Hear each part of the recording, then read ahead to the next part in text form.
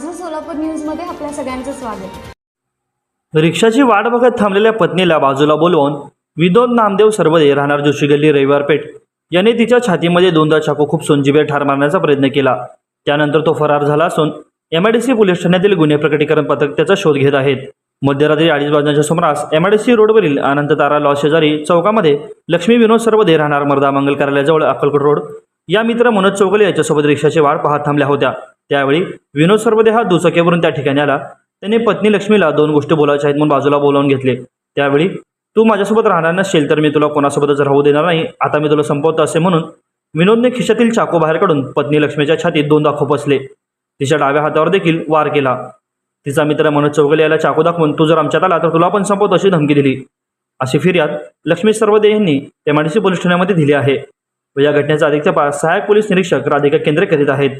माझं सोलापूर न्यूज या यूट्यूब चॅनलला सबस्क्राईब करा आणि बेल आयकॉन प्रेस करायला विसरू नका.